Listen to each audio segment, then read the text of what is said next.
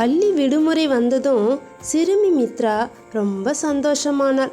புத்தகங்கள் எல்லாம் எடுத்து வச்சுட்டு மனசு முழுக்க ஒரே ஆசை, நம்ம பாட்டி வீட்டுக்கு போக போகிறோம் என்று.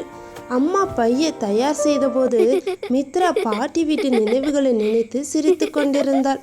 அவள் சென்ற பஸ் கிராமத்தை நெருங்கியதும் நகர சத்தம் மெல்ல மெல்ல குறைஞ்சி போச்சு.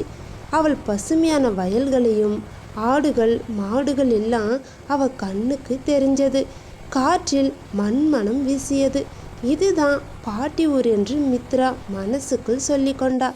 பாட்டி வீடு ஒரு பழைய மண் வீடு. முன்னாடி ஒரு பெரிய வேப்ப மரம் இருந்துச்சு. வாசலில் மாட்டுச்சாணம் கலந்த மண் தரை குளிர்ச்சியாக காணப்பட்டது.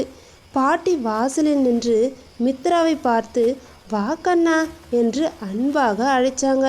அந்த ஒரு வார்த்தையிலே மித்ராவுக்கு வீடு சொர்க்கமாக மாறியது. பாட்டியின் சமையல் அறையிலிருந்து சாம்பார் ரசம் மனம் வந்தது. பாட்டி கையால் மித்ராவுக்கு சாப்பாடு ஊட்டிவிட்டாங்க. நகர சாப்பாடு விட இதுதான் நல்லது பாட்டி என்று மித்ரா சொன்னான். அன்போடு செய்த உணவு வயிற்றையும் மனசையும் நிரப்பியது.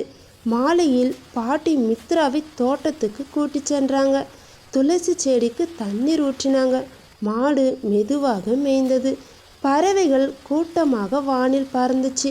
அந்த அமைதி மித்ராவின் மனசை நிம்மதியாக மாற்றியது.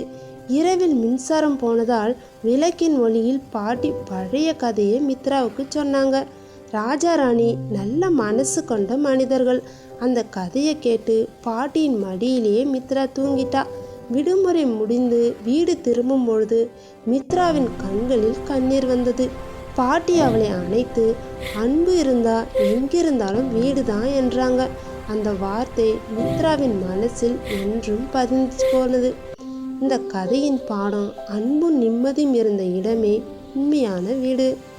இந்த குட்டி மித்ரா கதை உங்களுக்கு பிடிச்சிருந்தா மறக்காமல் நம்ம ஜிகே நேச்சர் ஸ்டுடியோவை சப்ஸ்கிரைப் பண்ணுங்கள். தேங்க்யூ.